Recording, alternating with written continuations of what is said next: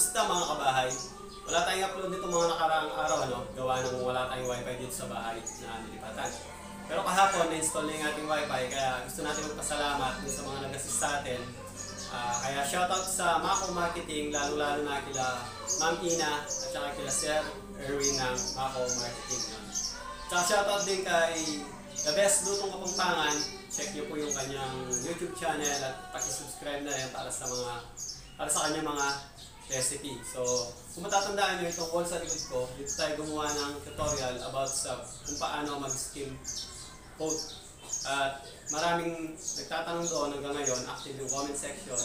Halos araw-araw kahit at least isa merong comment doon na nagtatanong. So, gagawa tayo ng video, paano nga ba pinturahan ng skim coated na wall bilang continuation nung tutorial natin about sa paano mag-skim coat. Para masagot na rin yung maraming tanong tungkol dyan.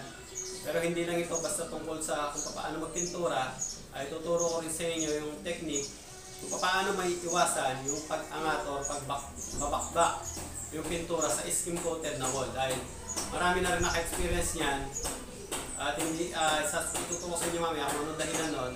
Kahit tayo, na-experience na natin yan dati, lalo-lalo na yung bago na lang yung skin coat. So, mamaya, malalaman nyo kung bakit, saka kung paano ang dapat natin gawin para maiwasan yung ganon. At saka, mamaya rin, ipapakita ko sa inyo yung update dito sa ginagawa natin. Patapos na tayo rito, alos ito na lang ginagawa natin.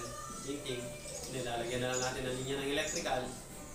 Pagkatapos, pupunta na tayo sa Minalin para doon naman tayo gagawa. May project tayo doon. Magtatiles tayo doon ng bahay. At saka namimintura na sila Kuya Mon doon. At saka si Greg ay nag-install na rin ng electrical yun. So, bago tayo magsimula, papakita ko muna sa inyo yung mga nagawa na tapos na natin dito sa almost done natin na project dito sa ating dirty kitchen. Yan, so bali ito na yung itsura niya sa harap. Kung mapapansin nyo, naka-screen na siya, no? Ganon din sa side. Ginamitan natin siya ng aluminum screen mesh.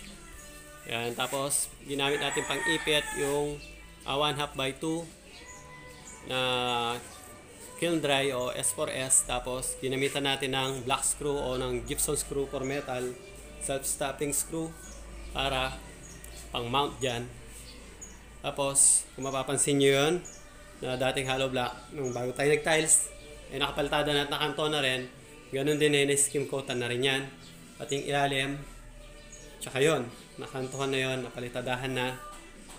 Tapos, ayan, dati na to, meron na rin stove dito. Nakapagluto na dyan. So, ang gagawin natin ngayon na lang, magpipintura na lang tayo. Hindi ko na pinakita sa inyo kanina. Niliha ko na yan. Niliha ko na lahat yan. So, yun nga pala ang first step, no? After matuyo ng skim coat nyo, kinabukasan, pwede na siyang sanding o lihahin. Yan. Pagkatapos nyo lihahin, gamit itong walis, is papagpagan nyo yan. At tanggalin nyo ng alikabok. Yan, walis-walisan nyo. Pwede rin kayong gumamit ng basahan. So, yun. Ang una nagiging cause nga ng pag-angat ng pintura is yung alikabok. Yan, yung alikabok ng skim coat. Kapag hindi na pagpagan na maayos yan, hindi na linisan bago primer, ay papatong lang sa alikabok na yon, yung pinaglihahan nyo, yung pintura, dahilan para umangat or mabakbak yung inyong primer. Yung mga nagtatanong din, pwede daw after skim coat, pwede daw ba na top coat agad? Hindi po natin ina-advise yun. Kaya nga may primer tayo kasi ang nagpapatibay talaga sa pintura para tumagal yan is primer. Kung gagamitan nyo yan agad ng semi-gloss or gloss, ay magmamatch lang yan o anong tawag doon, maaaring hindi pantay-pantay ang kulay. Diba? Mababakas nyo yung, halimbawa, kapag nagliha tayo, merong part na lilitaw ng konti yung concrete. Yan. Pag nag-semi-gloss kayo, hindi nyo humatatakpan yan kahit 3 patong pa. So, imbis na mapamura, mapapamahal kayo. Hindi ka mukha na mag-primer muna kayo. Flat latex white, isang pahid lang, ayos na. Pwede na kayo mag-top coat ng 1 to 2 coats. Depende po sa inyo. So, ganun ang proseso. Hindi pwedeng hindi magpa-primer.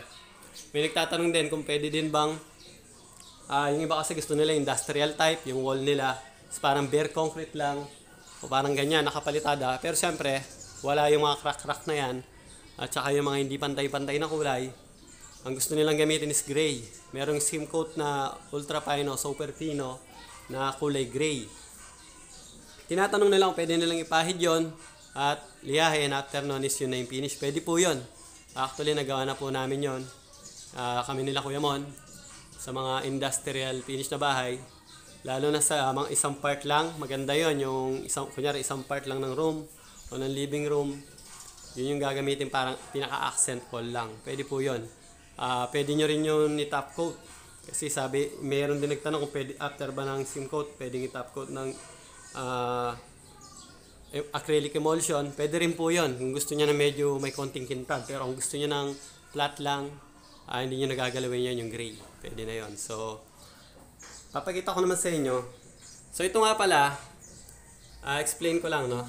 Kung bakit ganito yung design ng roller, ng paint roller.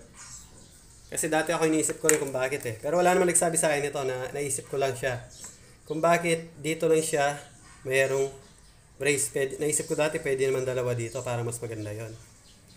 Ang purpose noon kaya ganyan, kung mapapansin nyo, pag nagdiniinan natin yung roller, ganyan, mas nakakonsentrate ang diin dito. At dito light lang siya, light. Pero kung dalawa yan, pantay ang pressure na naibibigay natin. Pag nagpipintura kasi tayo, hindi pwedeng pantay ang pressure dito sa dalawang ito. Dapat mas laging lamang ito. Kasi, tandaan nyo, kung nasaan itong bakal na ito, doon din dapat ang direksyon ng pagpipintura nyo. Ang ibig ko sabihin, kung nag-umpisa tayo sa wall na ito, dito, dahil ito yung bakal na yan, dito yung unang coat, papunta tayo dito. Pangalawa, pangatlo. Hindi pwede yung ganito, baliktad. Ganyan, tapos papunta rito, papunta rito. Ang dahilan nun, kasi itong mas mabigat na diin na to, gumuguhit yan, nag-iiwan siya ng marka dito sa dugtungan. So ito naman mas magaan na pressure, medyo parang nakaangat lang ng konti yan. Yan naman ang bumubura nun, yan ang pumapantay nun. So ganun ang direction. Laging ang direction na sinusundan ito. Dahil doon sa purpose na yon, mas malakas ang pressure dyan, mas madiin yan. At ito naman, mas light ang pressure, mas ito ang nagpapantay ng mga dugtungan. Kung ayaw nyo na pag nagpintura kayo, ibakas yung mga dugtungan ng dulo ng roller. Okay, huwag nyo siyang gamitin ng baliktad. Yan, pwede nyo rin siyang balik-balikan. Pero, dun sa direction na yon. So, yun, tip lang yan ha. Para sa mga nagdi-DIY. Para sa inyo yon. At dahil nasabi ko na ang cost ng pag-angat ng pintura sa skim coated wall ay yung alikabok. Ngayon naman, ano yung paraan na ginagawa natin para maiwasan yon? Hindi ko naman sinasabi na sa lahat ng pagkakataon na ginagawa namin yon, ginagawa namin yung ganito. Lalo na pag mga branded yung inyong, kung gusto niyo talaga ng matibay, kumamit kayo ng mga branded, yung mga mamahalin. Tulad ng may re-recommend ko sa inyo lagi, yung Bostik, number 1 yan. Bostik, yung Novtec, yan mga branded, mga Davies. Yan, hindi nyo na sigurado, para sa akin, sa experience namin sa Bostik, hindi pa umangat ang dyan, ang pintura dyan.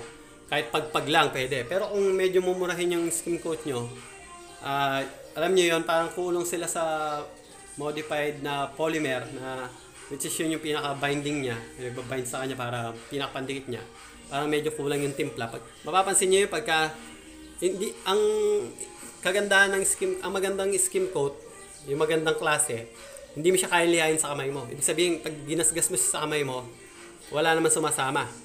Pero ang pangit ng mga skim coat, yung mga nagkokos ng pag-angat, yung mga mumurahin, pagka ginanyan nyo siya, mapapansin nyo parang nalilihan nyo siya, nababakbak, sumasama sa kamay nyo. Yun, ang mga dapat nyong gawan ng, ng ganito yung ituturo ko. So, ang gagawin natin doon, pagka ganon, kumuha kayo ng tubig sa timba, at gagamitin nyo gamit itong roller, ibababad nyo ito sa tubig, at papahiran nyo yan ng tubig para malinisan. Yung mga alikabok sasama dyan, tapos babanlawan nyo. Yun ang ipapakita ko sa inyo mamaya. After nyong banlawan yan, after nyong pagulungan nyo ng tubig lang, maya-maya yon, pwede na kayo mag-primer. Sigurado yon, hindi na aangat yung pintura nyo. Siguradong maganda yung kapit kasi malinis na malinis yung wall nyo. So yun ang technique doon mga kabahay. Okay, so simulan na natin. Bago to gamitin na lang natin yung lumang ano natin, roller sa pagbabanlaw diyan.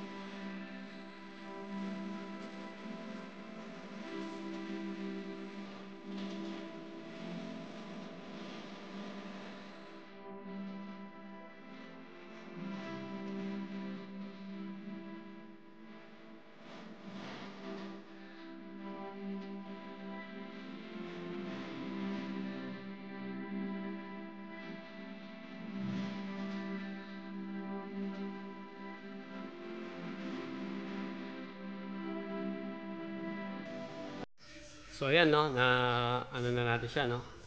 Nahugasan na natin gamit yung roller at saka yung tubig. Ngayon naman, pwede na natin siyang after niyang matuyo, pwede na natin siyang applyan ng ating primer gamit yung flat latex white. Ang may re-recommend ko naman sa inyo, yung pinakamagandang brand, syempre yung Boysen 701 o yung flat latex white ng Boysen. Kaya Boysen, baka naman. At una natin gagawin siguro, pwedeng mahuli to, pwedeng mauna, pero ako unahin ko na. Mauna na ako mag-cutting o gamit yung brush. Unahin na natin mga gilid-gilid. Para pagka nagpagulong tayo ng roller, is tuloy-tuloy na. Kung mapapansin nyo, may pako. May pako yung ano ko, gagamitin kong brush. Ang purpose nitong pako, para sabitan. Ayan. Kaya hindi nyo siya ginagamit. Kahit dito, tingnan nyo. O, diba? O. Ayan, yan ang purpose niyan. Pwede nyo rin gawin yan. So magka-cutting muna tayo, papakita ko sa inyo ng mabilis na lang siguro. After papagulong tayo ng ating primer gamit yung roller natin. Ayan, nagawa ko na rin kanina diyan yung natubigan na rin kanina yan. Hindi ko na naipakita, nauna na yan kanina. Ayan, tuyo na. Ito patuyo na. So maya maya pwede na tayo mag-cutting and then primer. Okay.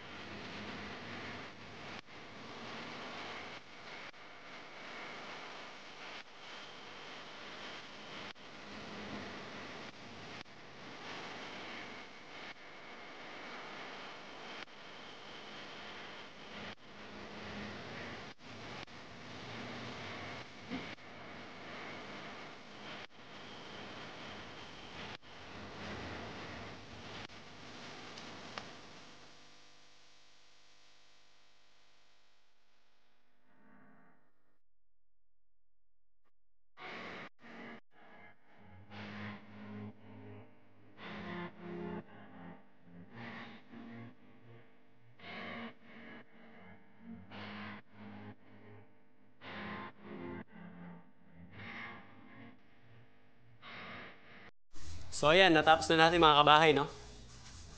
Ayan, pakita ko lang. Bali, all white lang tayo dito, plain white lang tayo. Yung sa ilalim. Nakatingin ko na rin yung sa ibaba, yung laylayan. Tapos na lahat yan. Yan. Okay na yan. Tapos yung ano yan, kung mapapansin nyo, naka-screen na lahat yan. No? Ayan, no? Naka-screen na, kailangan natin tapusin mabilisan yung vlog natin. Nakikita nyo ba yun? Makulimlim. Paparating na yung ulan. Ito naman, pinto na lang yung kulang. Bali, palalagyan natin yan ng aluminum screen door sa part na yan. So ayan, nakapagluto na sila, no? Meron ng stove dito, gumagana na rin yung tubig. Okay na itong lababo natin. Ito nga pala yung ating top shock na 21 volts from Banggood. Yun. Salamat ulit sa Banggood. Shoutout sa Banggood. Yan, order na kayo sa kanila. So, yun. Pakita natin malapitan. Ayan. Ayan. So, sana nakatulong sa inyo yung video na ginawa natin ngayon. At sana magamit nyo ito sa mga gusto mag-DIY dyan. Madali lang naman. Ito yung karugtong nung ano natin, no, yung kung paano mag-skim coat ng wall. At pinakita ko naman ngayon kung paano mag-pintura o mag-primer. Ganon din yung application ng top coat. After nyan, isang coat, pwede na yan i-top coat. So, after nito, by Monday, Friday ngayon, baka bukas hindi. Webis ngayon. So, bali, Webis ngayon, bukas Friday, baka pupunta tayo na Minalin. Or, kung alanganin na, baka Monday na tayo. May gagawin din tayo doon. Abangan nyo yun. Magtatalis tayo doon. Nagpintura na sila Kuya Mondo. Nagpipintura na si Greg. Siya yung sa electrical. Tapos tayo naman, ang gagawin natin doon is tiles. Bali, 3 bedroom yon, 2 CR. Tapos, yung sala. Yun. So, abangan nyo yun. Paggawa natin doon. So, pakita ko na lang for the last time itong ating project dito. Pero babalik pa kami ni Greg dito. Lilinya namin ito ng ilaw. Yan, okay. Press ko dito. Naka-screen lang. So, yun. Parating na yung ulan. So, salamat sa panonood. Hanggang dito na lang yung ating video.